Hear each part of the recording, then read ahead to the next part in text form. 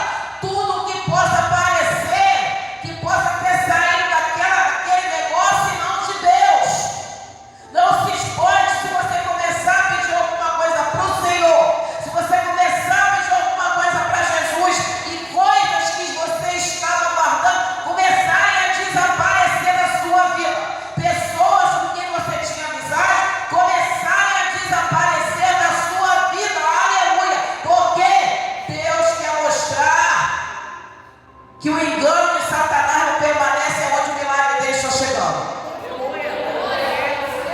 Deus não divide a glória dele com ninguém. Então, o milagre vai chegar, mas o engano de Satanás vai ter que sair da frente. Se a gente não tirar, o próprio Deus arranca.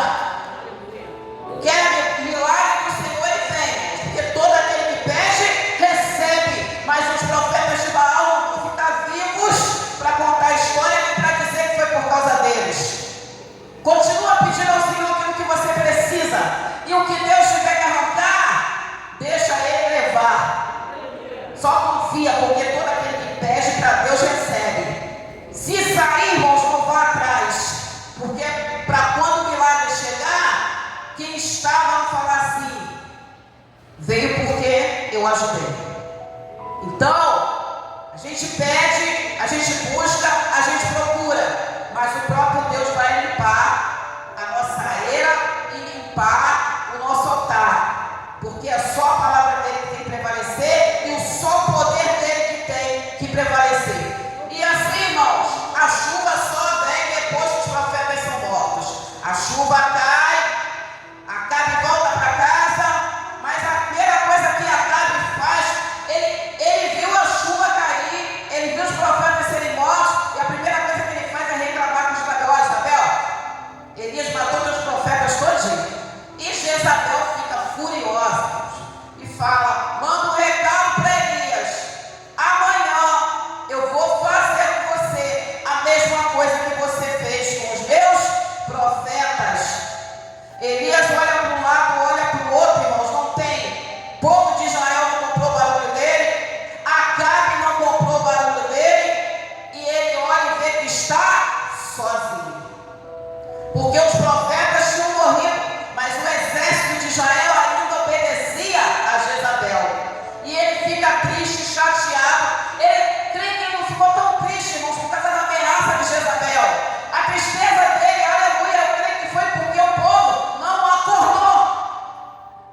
Ele esperava uma atitude de Acabe com certeza, e esperava uma atitude do povo, porque o povo, quando viu o fogo descer do céu, a Bíblia fala que eles caíram de joelho gritando que só o Senhor é Deus, só o Senhor é Deus, aleluia.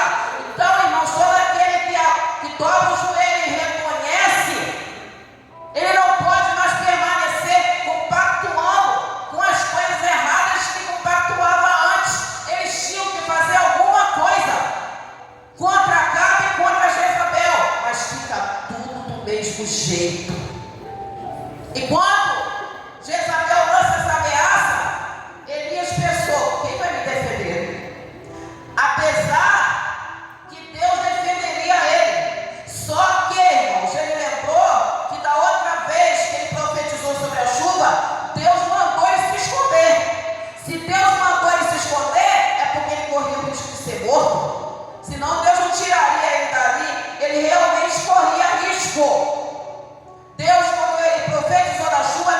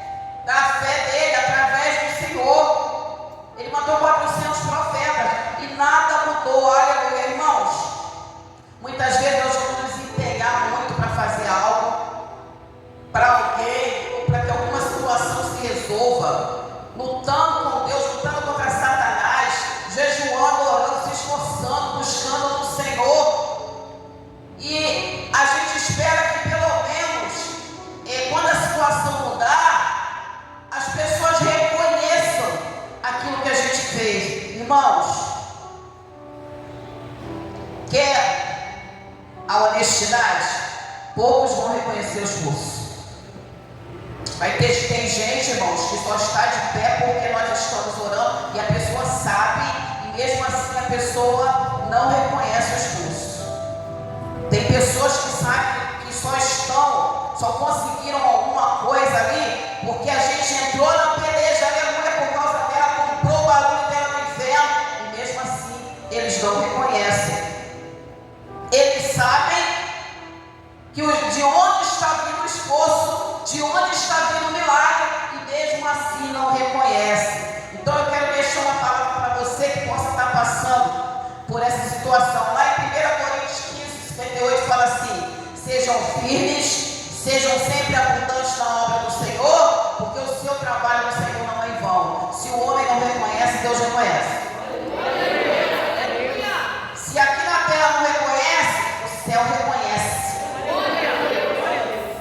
Tanto o céu reconheceu que Deus foi lá atrás de Elias e fala: Elias, come e bebe, porque muito cumprido é teu caminho. O Elias, já passou uma decepção, mas eu ainda conto com você na obra. O povo não reconheceu teu esforço não, Elias, mas eu ainda conto com você a obra. Gente, não deixa a decepção com ninguém parar a tua caminhada da presença do Senhor. Não deixa a falta de reconhecimento que você está esperando parar a tua caminhada na presença de Deus. Não está reconhecendo, irmão, continua orando. Não está reconhecendo, continua buscando. Não está reconhecendo, mesmo assim Deus está dando livramento, está abrindo as portas. Porque, irmãos, a nossa recompensa vem de Deus. Nosso reconhecimento vem do Senhor. O que o Senhor fala? Sejam firmes e constantes na obra. É desse jeito assim. Deus fala: Elias, muito cumprido é teu caminho, levanta. É como se ele falasse assim: vocês fez sua parte, continua fazendo, e lá na frente a gente resolve. E assim, irmãos, ele come, ele bebe, e a Bíblia fala que daquela comida que Deus enviou para ele anda 40 dias e 40 noites e vai até o Monte Horebe, porque Deus quer falar com ele lá, aleluia. Apesar da tua decepção, se você está andando conforme Deus quer que você ande, Deus ainda quer falar contigo. E ele chega lá, irmãos. A Bíblia fala que ele entra numa caverna, ele está chateado, ele se encolhe, entra numa caverna, se encolhe, mesmo que ele está chateado, a gente está decepcionado, a gente só tem um canto para se esconder e não vê ninguém. Só que ele era profeta, aleluia, e nós somos servos do Senhor. A nossa caverna, irmãos, não vai durar muito tempo. A gente pode até se esconder por um tempo, mas nós somos servos e servas do Senhor. Deus vai achar a gente. Vai ter tempo de caverna e vai ter tempo que Deus vai falar assim: tá fazendo o que aí?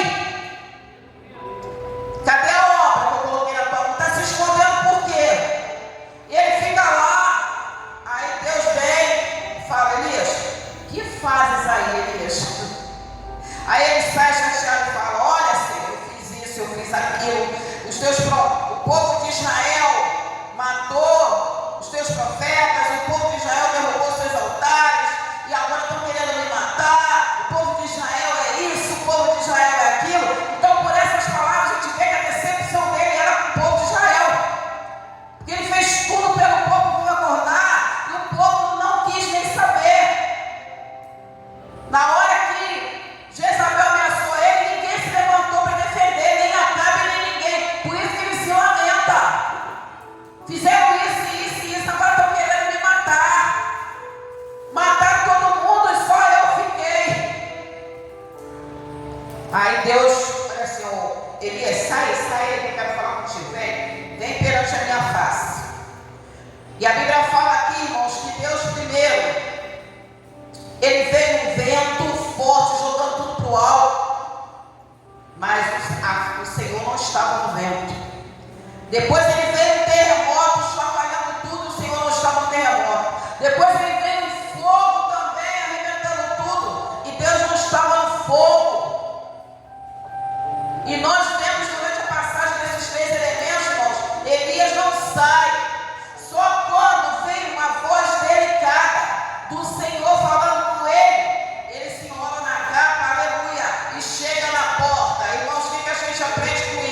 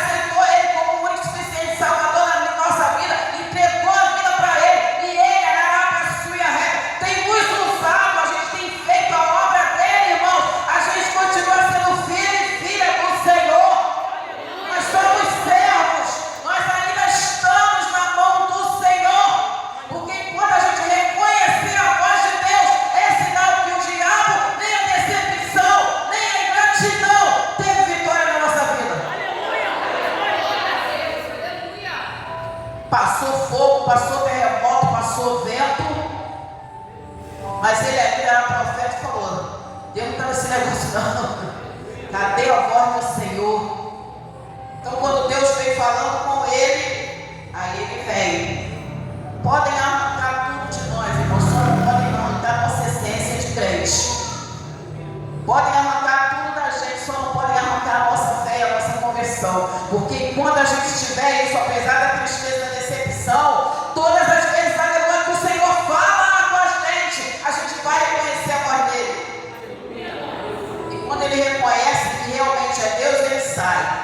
Fica na porta da caverna e Deus pergunta de novo: o que faz aqui, Elias? Aí ele começa de novo, porque quando a gente está triste, a gente fica repetindo toda hora a mesma coisa. A gente não consegue tirar aquilo da cabeça. Aí toda vez que alguém vem conversar com a gente, aí a gente já vem naquela lamentação que já falou para 10 pessoas, a mesma coisa. Eu estou assim, fulano, a gente consegue esquecer o que o povo fez com a gente. A gente conta para um, a gente conta para outro, e chega outro: ó, fizeram isso e isso comigo. Fizeram isso e isso comigo, aleluia. Irmão, só que a gente tem um diferencial, a gente é servo e serva do Senhor. Podem fazer o que quiser com a gente, mas a gente está debaixo da mão de Deus. Vai ter uma hora que Deus vai chegar e falar: o que é que você está fazendo aí se lamentando? Bota o pé na estrada e vamos trabalhar. É assim, irmãos, porque nós somos fortalecidos em Deus. O nosso socorro, ele vem do alto, ele não vem de baixo. O nosso socorro vem lá de cima, não vem da terra. Então, eleva os meus olhos para o monte, de onde me virá o socorro? O socorro vem dos céus, vem de Deus, que fez os céus e a terra, que nela há. Então, irmãos, a mão que nos sustenta é a mão de Deus. E Deus é aquele que não solta tão fácil e não abandona tão fácil. Elias foi abandonado pelo povo que ele ajudou a salvar. Elias foi abandonado pelo rei que ele ajudou a salvar, esperando que ele abrisse os olhos. Só que Acabe se determinou a cultuar Baal e ficar com Jezabel. E o povo também resolveu não tomar nenhuma decisão. Mas Elias era profeta. Irmãos, podem arrancar tudo da gente, menos a missão que Deus colocou na nossa vida. Podem não acreditar, podem não reconhecer, podem fazer o que quiserem, mas a missão que o Senhor nos deu continua na nossa vida. Sejam constantes e firmes na obra do Senhor. É isso que Ele fala, porque o nosso trabalho não é em vão. Então a gente tem que ter isso na nossa cabeça quando as decepções vierem, irmãos. A gente não está trabalhando para o homem só, mas a gente está trabalhando para Deus. E todo aquele que trabalha para Deus, aleluia, tem galardão, tem recompensa. A gente não trabalha à toa, a gente não se esforça à toa, a gente não cultua à toa, a gente não ora por ninguém à toa, a gente não compra briga no mundo espiritual por ninguém à toa, não. Nada é em vão no Senhor. Por mais que as pessoas não reconheçam. O nosso reconhecimento tem que colocar no coração. Vem do Senhor. Quando a gente coloca isso no coração, a gente pode passar em gratidão o que for, a gente não se abala. E assim, irmãos, Deus fala para ele: está fazendo o que aí? Aí ele começa a falar tudo de novo, reclamar tudo de novo. Deus fala assim: olha só, Elias, o negócio é o seguinte. Eu quero que você, pelo mesmo deserto que você veio para se esconder aqui e pensar em reclamar, vai ser o mesmo deserto que você vai voltar e ir para Damasco. Por quê? Porque você ainda é profeta. Se você não fosse profeta, você não tinha reconhecido a minha voz. Você vai voltar, tem 3 missões para você. Depois que você cumprir essas 3 missões, aí eu resolvo o teu problema. Ele queria entregar o carro. Você vai lá, vai ungir o rei da Síria, vai ungir o próximo rei de Israel, e depois você vai arranjar alguém para ficar no teu lugar. Aleluia. Você vai levantar Eliseu para ser profeta no teu lugar. Ou seja, Elias, você vai cumprir 2 missões que eu estou pedindo. Depois que você realizar essas 2 missões, aí eu dou um descanso para você. E outra coisa, Elias,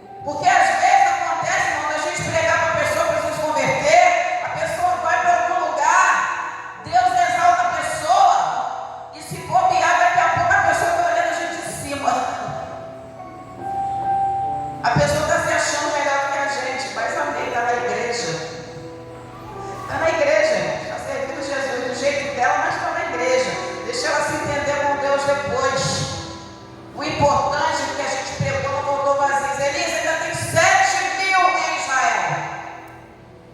Ou seja, o que você fez, Elias, não foi em vão. Eu vou dar descanso para você, mas primeiro você vai ter que terminar a sua missão. Porque Deus não tirou ele de Gileade, jogou Israel à toa. Deus jogou ele em Israel com um propósito.